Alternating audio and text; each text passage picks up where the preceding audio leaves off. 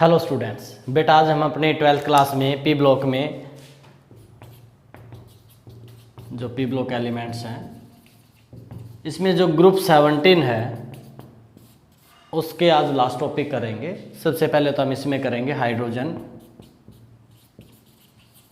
Chloride means HCl। HCl की preparation कैसे करेंगे? हम इसको इस मेथड से लैब में भी यूज बना सकते हैं और लार्ज स्केल पर यानी कि मैन्युफैक्चरिंग भी कर सकते हैं। मैन्युफैक्चरिंग एंड प्रिपरेशन दोनों कर सकते हैं। हम क्या लेंगे? NaCl को हीट करेंगे कंसंट्रेटेड H2SO4 के साथ। कैसा लेंगे? कंसंट्रेटेड। जब कंसंट्रेटेड H2SO4 के साथ NaCl को अगर हम हीट कर दें कितने टेम्परेचर पर, अगर मैं कर दूं इसको 420 केल्विन पर, तो ये बनेगा NaHSO4 एंड HCl। फर्दर अगर मैं NaCl को और आगे हीट करूं किसके साथ ही, जो ये प्रोडक्ट आया NaHSO4, तो ये लगभग 823 केल्विन पर हम इसको हीट कर देंगे। ये बनेगा Na2SO4 और एक HCl और निकल जाएगा। इस मेथड से हम इसे लैब में भी बना सकते हैं और लार्ज स्केल पर भी। एज ए बाई प्रोडक्ट कई चीज़ों में आ ही रहा था। मेन ये है हमारा जब हमने हाइड्रोजन क्लोराइड बनाना है। अब अगर मैं बात करूं इसकी फिजिकल प्रॉपर्टीज की,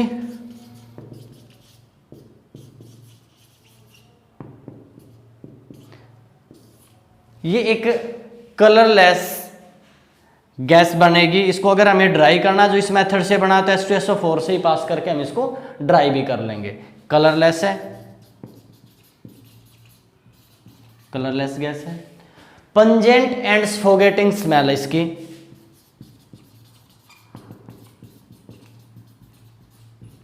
सफोगेटिंग स्मेल। हाईली सोल्यूबल होगा वाटर में, हाईली सोल्यूबल है ये। और जो इसका एक्वस सॉल्यूशन है ना, aqueous solution of HCl is known as hydrochloric acid. उसको तो हम क्या बोल देंगे? Hydrochloric acid. एक्वस सॉल्यूशन को अगर ये ड्राई स्टेट में है तो हम इसको बोलेंगे hydrogen chloride. Got it? Air से डेंसिटी इसकी ज्यादा होगी, ये इसकी कुछ प्रॉपर्टीज थी। केमिकल अगर मैं लूं इसकी,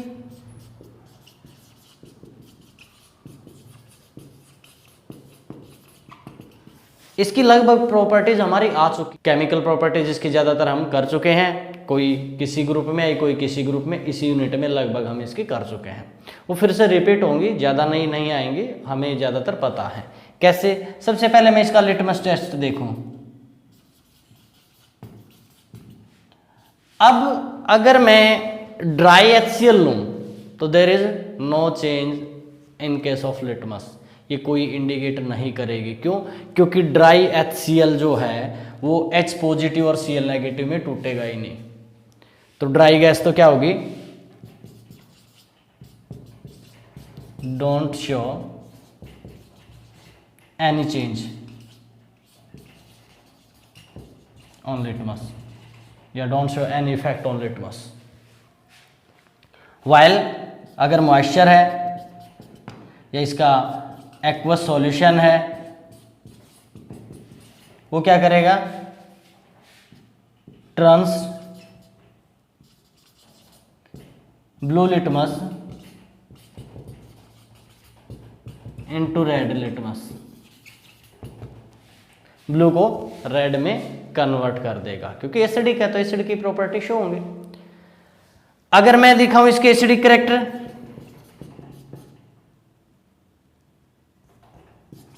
एसिडिक कैरेक्टर कैसे शो कर सकते हो? मान लिया हमारे पास HCl है, हमने H2O डाल दिया, क्या बनाएगा ये? H3O positive and Cl negative.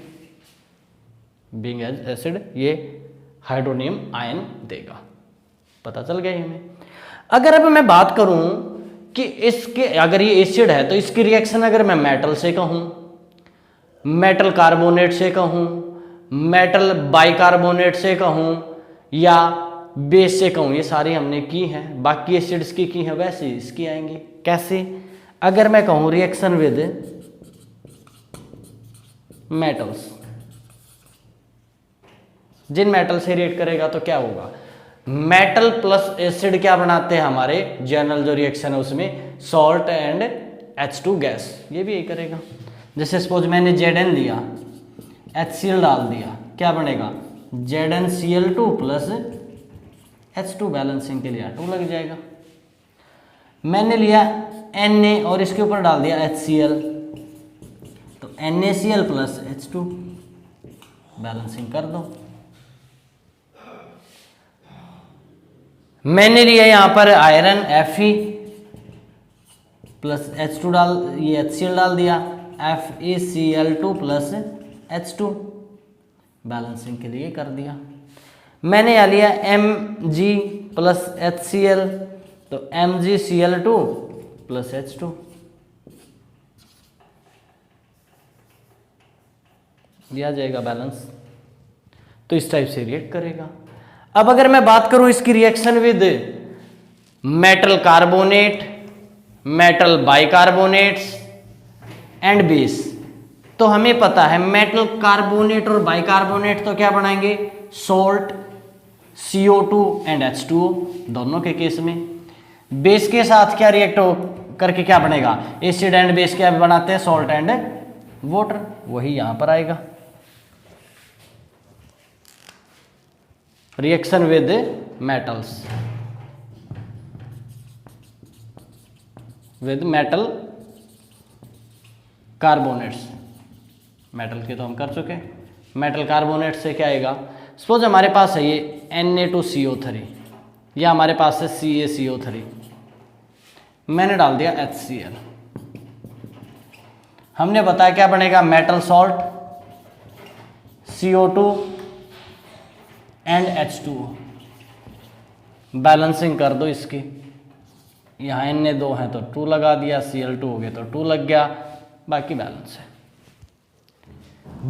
ये है तो इसमें भी ये होगा, क्या बनेगा, CaCl2 plus CO2 plus H2।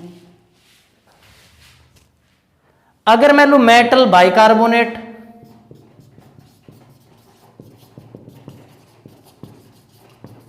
Bicarbonates बोल दो इसको, या मेटल हाइड्रोजन कार्बोनेट्स बोल दो, एक ही मतलब है। सपोज मैंने लिया CaHCO3 या मैंने ले लिया NaHCO3 और मैंने डाल दिया HCl, प्रोडक्ट क्या आएगा, CaCl2, वही metal salt, CO2 and H2O, balancing कर दो, कार्बन डाइऑक्साइड 2 निकल जाएंगे, ये भी 2 प्रोड्यूस हो जाएंगे। अगर मैं लूं NaHCO3 के साथ HCl डाल दिया तो क्या बनेगा, NaCl, CO2 and H2, already balance है, ये बनेंगे। हमें पता है एसिड प्लस मेटल कार्बोनेट क्या बनाते हैं, मेटल सॉल्ट, CO2 H2O, वही है। अगर मैं कहूं with base, with alkali, alkaline salt, यानी कि मैंने ले लिया NaOH लिया प्लस मैंने HCl डाल दिया, बेस और एसिड मिलके क्या बनाएंगे, salt and water, NaCl plus H2O, like this. बता सकते हो, ये ऐसे ही होगा। हमने इसकी रिएक्शन भी कर रखी with ammonia also, reaction with ammonia, इसी चैप्टर में किया था, इसी यूनिट में जब अमोनिया के बारे में पढ़ रहे थे। अगर मैं NH3 के साथ HCl डाल दूं तो क्या बना था, ये बना था अमोनियम क्लोराइड, वाइट फ्यूमिंग बना था, इसमें से फ्यूम्स आ रहे थे वाइट कलर के, तो ये फ्यूमिंग लिक्विड बना था अमोनियम क्लोराइड, ये भी हमने किया था। इसके अलावा हमने जो कल क्लोरीन का टॉपिक किया था, तो क्लोरीन की जो प्रिपरेशन कर रहे थे उन सब में ज़्यादातर मेथड्स में हमने क्या यूज किया था, HCl। तो कल जो क्लोरीन की प्रिपरेशन के थे वो मेथड्स फिर बता सकते हैं हम, क्या क्या था। हाई ये अगर हमने क्लोरीन बनाने थे तो एक तो मेथड हमने यूज किया था। तो अब हम अगर ऑक्सीडेशन कर दें, जो मैं कह रहा हूँ कि क्लोरीन की प्रिपरेशन में हमने यूज किए थे, कैसे बनाया था हमने, एक मेथड ये यूज किया था HCl का अगर मैं एयरल ऑक्सीडेशन कर दूं, HCl का इन्वायरमेंट में जो ऑक्सीजन है उसी से हम ऑक्सीडेशन करें, किसकी प्रेजेंस में, CuCl2 की प्रेजेंस में 772 केल्विन टेम्परेचर पर हीट कर दें, तो क्या बन जाएगा यहाँ से हमारा बन गया था H2O एंड Cl2। बैलेंसिंग करनी है, ऑक्सीजन 2 है तो यहाँ पर 2 लग जाएंगे, वहाँ हाइड्रोजन 4 है तो यहाँ 4 लग जाएंगे, क्लोरीन बैलेंस कर दो, हो गई। प्रिपरेशन में, क्लोरीन की प्रिपरेशन में हमने जो यूज किया था वो दूसरा मेथड यहाँ ये कर सकते हो, रिड्यूसिंग एजेंट बोल सकते हो। जो हमने स्ट्रॉन्ग ऑक्सीडाइजिंग एजेंट लिए थे कौन कौन से, K2Cr2O7 एंड KMnO4, इनके साथ भी हमने क्या डाला था, HCl।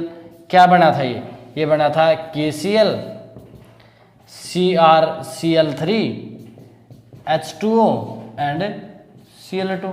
बैलेंसिंग कर लेंगे हम, K2 है तो यहाँ पर 2 लग जाएंगे, Cr2 है तो यहाँ पर भी 2 लग जाएंगे, और अब ये H कितने आ जाएंगे तुम्हारे, 7O है तो 7 यहाँ लग जाएंगे, 7OI है तो यहाँ पर 14H हो गए तो यहाँ पर 14 लग जाएगा। क्लोरीन और बैलेंस कर दो, 14 क्लोरीन थे तो यहाँ 6 और 2 8 आ चुके हैं, 6 बाकी रही हैं, हो गया बैलेंस। कल की थी सेम रिएक्शन हमने क्लोरीन की प्रिपरेशन में। ऐसी KMnO4 की थी, इसके साथ अगर मैंने HCl डाला तो ये भी क्या बनाएंगे, KCl, जैसे इसमें बना था, इसके साथ भी Cl, इसके साथ भी Cl, ऐसे इन दोनों के साथ क्या आ जाएगा, Cl, MnCl2 H2O and Cl2।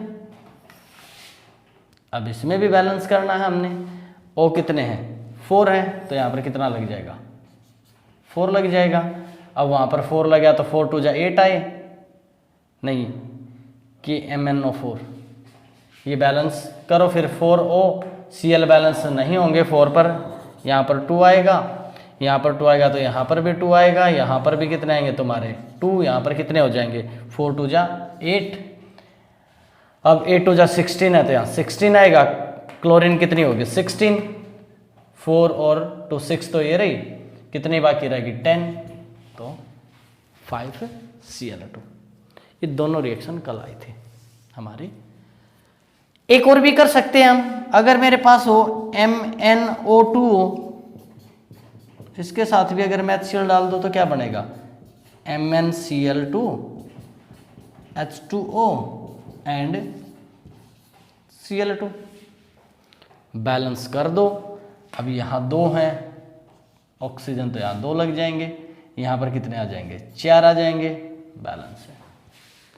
ये सारे क्लोरीन बनाने के मेथड भी थे, इन सब को हमने यहाँ पर भी एक्सप्लेन किया है, तो ये कोई नई रिएक्शन नहीं आई है इसमें। अब इसके बाद अगर मैं रिएक्शन करवा दूं किसकी, HCl की विद मेटल सॉल्ट। अब हम क्या कर लेंगे, इसका एक्शन देखें, विद सम मेटल सॉल्ट्स, जैसे फॉर एग्जांपल मैं इसको डाल दूं with silver nitrate AgNO3, HCl के साथ रिएक्ट करेगा तो ये व्हाइट कलर के प्रेसिपिटेट बनाएगा AgCl प्लस HNO3, जो व्हाइट कलर के प्रेसिपिटेट बनेंगे। अगर मैं इसको रिएक्ट करवा दूं Hg2NO3 ट्वाइस इसके साथ, तो क्या बनाएगा ये, अगर मैंने यहां HCl डाल दिया तो ये बनाता है Hg2Cl2 एंड यहां से निकल जाता तुम्हारा HNO3, बैलेंसिंग के लिए 2 लग गया। अब जो मर्क्यूरी क्लोराइड है ये ना वाटर सॉल्युबल है ना ही HNO3 सॉल्युबल है, इसके प्रेसिपिटेट बन जाएंगे, व्हाइट कलर के ही बनते हैं। मैं ले लूं लेड एसीटेट CH3COO ट्वाइस, इसके साथ मैं डाल देता हूं HCl, इसी की तरह ये रिएक्ट करेगा, क्या बनाएगा PbCl2 प्लस CH3COOH, वो ट्वाइस थे 2 लग जाएंगे, यहां पर बैलेंसिंग के लिए 2। इसके बाद एक और इंपॉर्टेंट रिएक्शन हमने की थी HNO3 में, कर चुके हैं वैसे हम, वो फिर से रिपीट आ जाएगी। आधी चीजें रिपीट हैं इसमें यूनिट में, जैसे वहां हमने एक्वा रीजिया किया था। एक्वा रीजिया क्या था? एक्वा रीजिया ये होता है HCl एंड HNO3, 3 पार्ट इसके होते हैं, 1 पार्ट उसका होता है, 3:1 में। तो ये क्या होगा, ये आपस में रिएक्ट करके क्या बनाता है, ये रिएक्ट करके बनाता है तुम्हारा NOCl plus H2O plus Cl, balance कर लो अपना। यहां पर लगते हैं तुम्हारे बैलेंसिंग करने पर 2, चारों हाइड्रोजन आगे, 2 ऑक्सीजन यहां आगे, एक यहां आगे। Cl कितने बच गए, 3 में से एक ये गया 2।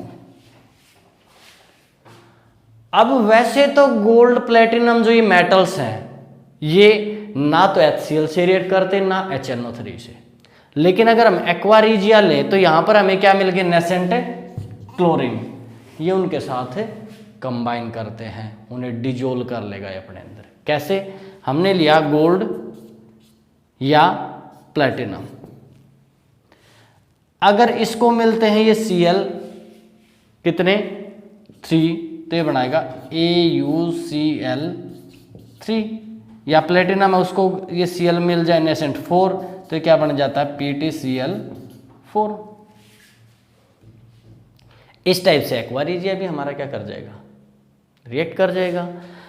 अब इसके बच गए यूज कहां पर होगा? अब जो काम के ये यूज थे इसके काफी हद तक तो हमारे लेबोरेटरी रिएजेंट की तरह यूज करते हैं, क्लोरीन गैस की मैन्युफैक्चरिंग में इसको यूज करते हैं, उसके अलावा हम एक्वा रीजिया बनाने में इसको यूज करेंगे। उसके अलावा ये कहाँ पर यूज होगा, उसके अलावा ये यूज होगा हमारे टेनिंग, लेदर वगैरह टेनिंग इंडस्ट्रीज में यूज कर लेंगे। लेबोरेटरी एजेंट में बता ही रहा था, बहुत सारे क्लोराइड्स बनाने में हम इसको यूज करेंगे। ये इसके मेन यूजेज हैं कुछ हमारे। अब इसके बाद हमारा जो लास्ट टॉपिक आ गया ग्रुप 17 का, that is oxo acids of chlorine. Last topic है हमारा oxo acids of chlorine. Chlorine के ऑक्सो एसिड्स के बारे में पढ़ते हैं अब हम। नेक्स्ट अब हम करेंगे ऑक्सो एसिड्स ऑफ हैलोजन्स, जिसमें ज़्यादा इंपॉर्टेंट रहेंगे हमारे ऑक्सो एसिड्स ऑफ क्लोरीन, पर सबके ही बता देते हैं हम। ये जनरली +1, +3, +5 और +7 ऑक्सीडेशन स्टेट के ऑक्सो एसिड्स बनाएंगे। अगर मैं बात करूँ फ्लोरीन की, उसका तो HFO1 बनेगा, वो भी बहुत लेस स्टेबल है, हम जिसको HOF भी बोल रहे थे, जिसमें इसकी +1 ऑक्सीडेशन स्टेट है। ऐसे लिख दो या ऐसे लिख दो। बाकी क्लोरीन, ब्रोमीन और आयोडीन ये बनाएंगे। क्लोरीन सारे बनाएगा ये, कौन कौन से, HClO भी बनाएगा, HClO2 भी बनाएगा, HClO3 भी बनाएगा एंड HClO4 भी बनाएगा। जबकि ब्रोमीन HBRO बनाएगा, HBRO3, HBRO4 बनाएगा। आयोडीन भी यही बनाएगा, ये दोनों नहीं बनाएगा। HIO, HIO3, HIO4। तो मैं क्लोरीन वाला उठा लेता हूं, सबके स्ट्रक्चर्स बना दोगे तुम, Cl को रिप्लेस कर देना, बाकी जो जो बनते हैं। अब इसमें तो ये भी बनेगा, ये नहीं बनेंगे। मान लिया हमने HClO3 की बनाई, Cl की जगह Br कर देना, ये बन जाएगी, I कर देना, वो बन जाएगी। या जनरल लिख लेना X से। अब देखो HClO, अब इसमें क्योंकि एसिड है तो OH बॉन्ड तो आएगा ही, यानी कि एक तो Cl होगा, O के एक तरफ तो और एक तरफ क्या लग जाएगा, H लग जाएगा, वही इसकी sp3 हाइब्रिडाइजेशन हो कि 2 लोन पेयर रह जाते हैं लाइक दिस। HClO2 है तो Cl है, एक साइड तो ये रहेगा O और H, तो ये तो पार्ट रहेगा ही। अब इसके साथ 2 हैं तो दूसरा क्या लग जाएगा, इसके साथ double bond O। Got it.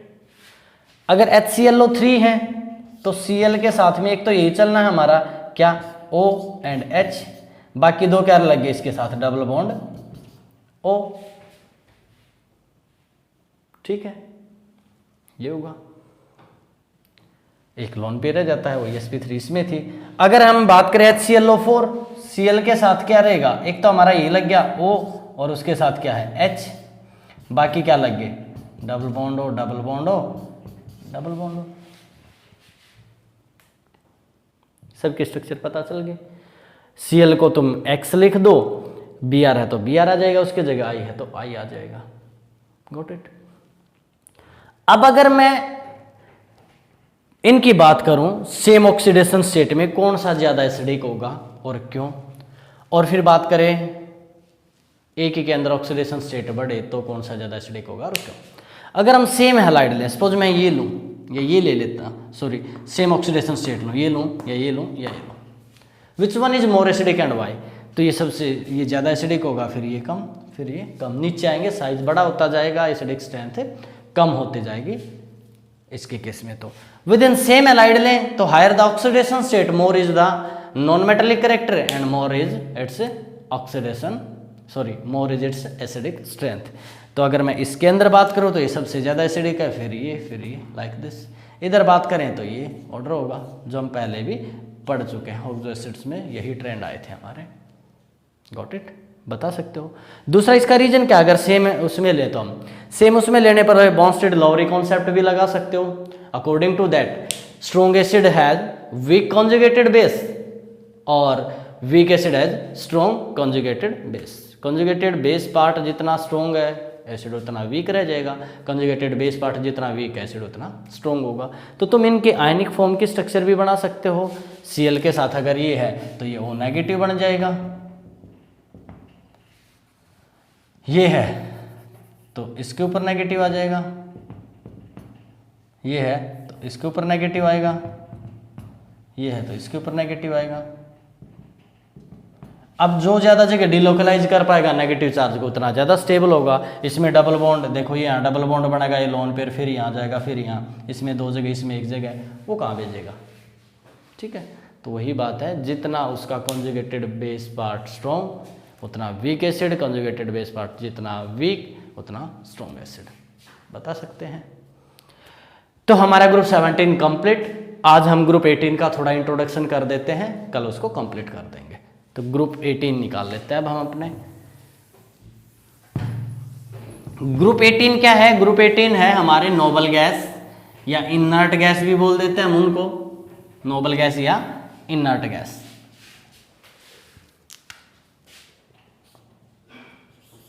Group 18 कौन सा हमारा, नियॉन, आर्गन, क्रिप्टॉन, जेनॉन, ये वाला।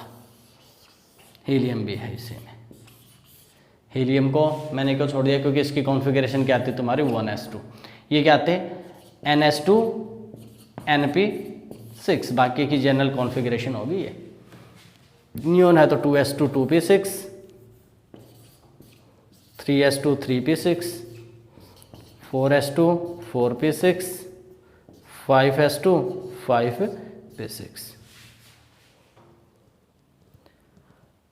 अब जैसे वो बाकियों में पढ़े, पहले तो हम क्या पढ़ते हैं, वही बेसिक से जो ट्रेंड पढ़ते हैं कि एटॉमिक रेडियस का क्या ट्रेंड होगा, ionisation, enthalpy, electron gain, enthalpy, electronegativity, whatever, तो वही इसमें कर लेते हैं। फिर हमारा क्वेश्चन आएगा उनके बाद कि इन्हें नोबल गैस या इनर्ट गैस क्यों बोलते हैं। आज के लिए इतना करवाऊंगा मैं, बाकी हम नेक्स्ट लेक्चर में कर लेंगे, कंप्लीट कर देंगे अगले लेक्चर में। इससे पहले ग्रुप कौन सा था, halogen family, fluorine, chlorine, bromine, iodine.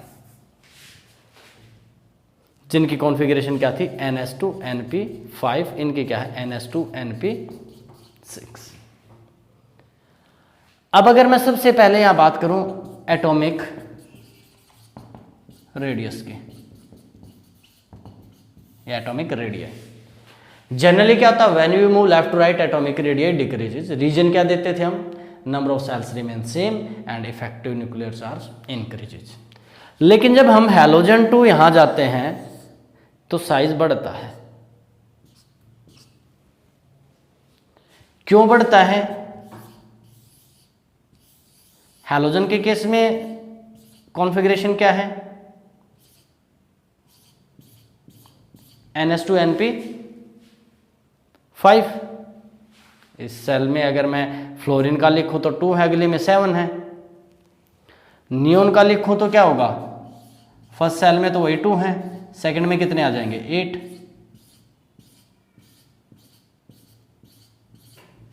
क्या जाएंगे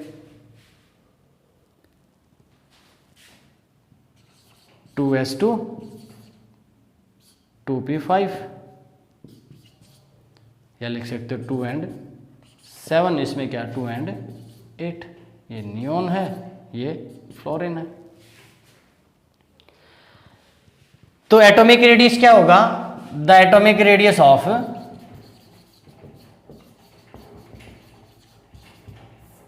ग्रुप 18 इज ग्रेटर देन या मोर देन ग्रुप 17। भाई प्रोटॉन तो यहां पर भी बढ़े हैं, सेल यहां पर भी सेम रही हैं, बट फिर भी हम कह रहे हैं यहां साइज बढ़ जाएगा घटने के बजाय। रीजन क्या है, due to the fulfilled electronic configuration of group 18, shielding effect is very high, which predominant over increase in nuclear charge, hence effective nuclear charge decreases। देखो दो टर्म यूज की थी हमने, एक तो न्यूक्लियर चार्ज और एक effective nuclear charge. Obviously nuclear charge तो यहां भी बढ़ा है क्योंकि प्रोटॉन बढ़े हैं, बट इफेक्टिव न्यूक्लियर चार्ज नहीं बढ़ा। What do you mean by effective nuclear charge? जो जेड इफेक्टिव है वो क्या होगा, total nuclear charge minus shielding effect. अब फुल फील्ड कॉन्फ़िगरेशन की वजह से शील्डिंग इफेक्ट बहुत हाई हो गया, जिसकी वजह से इफेक्टिव न्यूक्लियर चार्ज कम हुआ और साइज इंक्रीज हुआ है। Got it?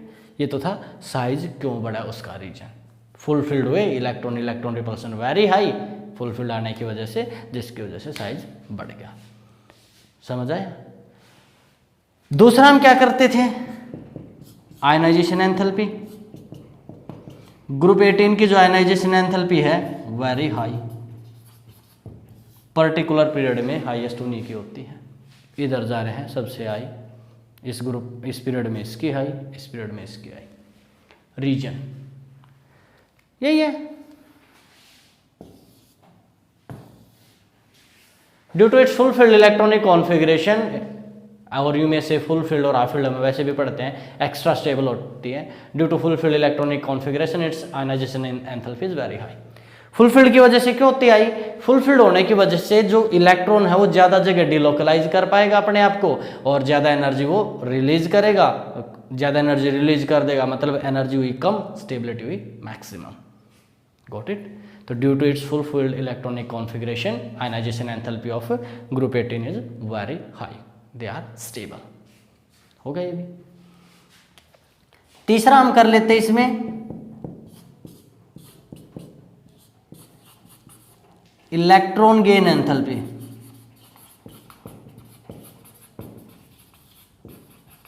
या इलेक्ट्रॉन एफिनिटी, जो भी तुमने कहना हो।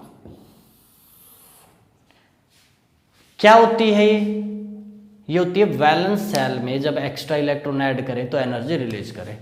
अब ये तो फुल फील्ड है, वैसे रिपल्सन बहुत हाई है, और अगर हम अब इसमें एक्स्ट्रा इलेक्ट्रॉन ऐड करना चाहें तो इज इट पॉसिबल ये लेगा? ऑब्वियसली नहीं लेगा। हमें क्या करना पड़ेगा, साथ में इसको एनर्जी भी सप्लाई करनी पड़ेगी, एनर्जी भी सप्लाई करनी पड़ेगी। अब जिनके भी फुल फील्ड और हाफ फील्ड है, अगर मैंने पहले नहीं बताया तो अब देख लो, जो नाइट्रोजन है ना उसकी भी इलेक्ट्रॉन जो गेन एंथैल्पी है वो होती है पॉजिटिव। क्यों? क्योंकि ये हाफ फील्ड रहता है। पी में कितने होते हैं? 3। तो अगर हम इसको एक्स्ट्रा इलेक्ट्रॉन देंगे तो ये तो स्टेबल है, नहीं ले रहा था, ज़बरदस्ती देना पड़ रहा है। जब हाफ फील्ड के केस में ऐसा हुआ था तो फुल फील्ड में तो आप आइडिया लगा ही सकते हो, हमें ज़्यादा एनर्जी देनी पड़ेगी। अब एक्स्ट्रा इलेक्ट्रॉन देना है, सपोज किसी को भूख नहीं है, खाना ही नहीं खाना, पेट भरा हुआ और एक्स्ट्रा खिलाना हो तो फोर्स ही करना पड़ेगा ना। तो इसको तो फुल फील्ड है, ज़रूरत ही नहीं है और इलेक्ट्रॉन की, और हम कह रहे हैं कि ले, तो in that case we must supply some energy also. और अगर हम दे रहे हैं तो इसकी इलेक्ट्रॉन गेन एंथैल्पी कैसी आएगी? पॉजिटिव। रीजन क्या है?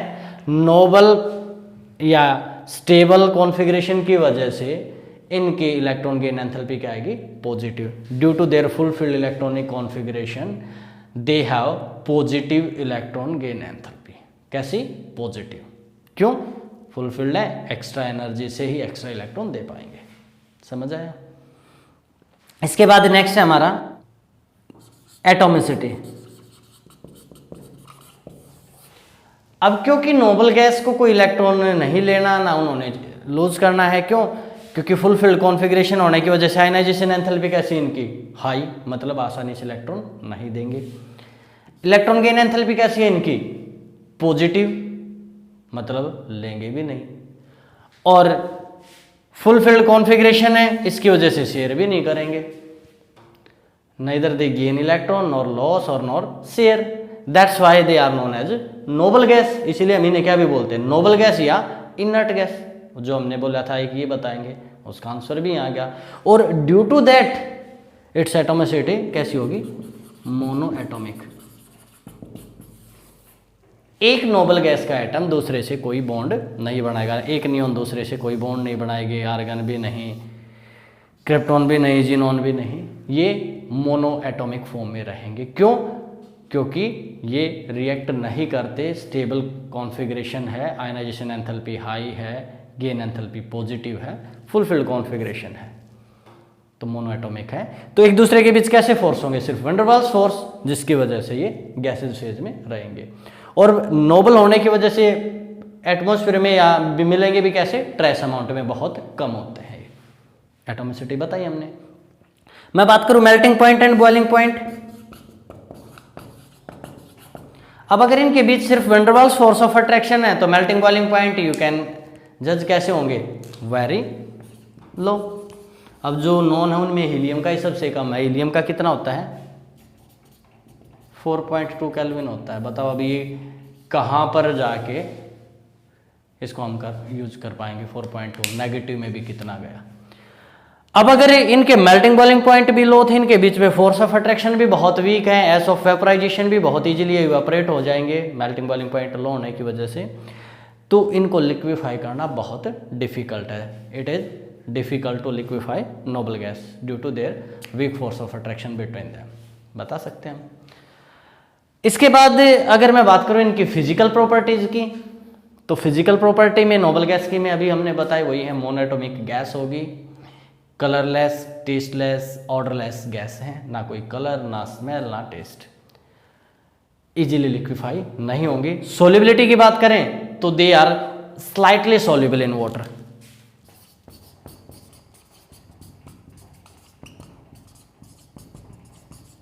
स्लाइटली सोल्यूबल इन वाटर, क्योंकि वाटर एक यूनिवर्सल सॉल्वेंट है, थोड़ा बहुत हर चीज को लगभग करता है, इस वजह से स्लाइटली सोल्यूबल। क्यों है थोड़ी बहुत सोल्यूबल? स्लाइटली सोल्यूबल का रीजन है due to dipole interaction. Dipole form करेंगे, उसकी वजह से थोड़ी सी अमाउंट में सोल्यूबल है। तो हमने इसकी एटॉमिक फिजिकल प्रॉपर्टी कर ली, सिर्फ कल केमिकल प्रॉपर्टीज हैं जिसमें स्ट्रक्चर करेंगे। वैसे तो हम ये मानते थे कोई रिएक्ट नहीं करेगा, पर जिनोन के कुछ कंपाउंड फॉर्मेशन होते हैं उनके बारे में पढ़ेंगे कल ये चैप्टर कंप्लीट। ओके।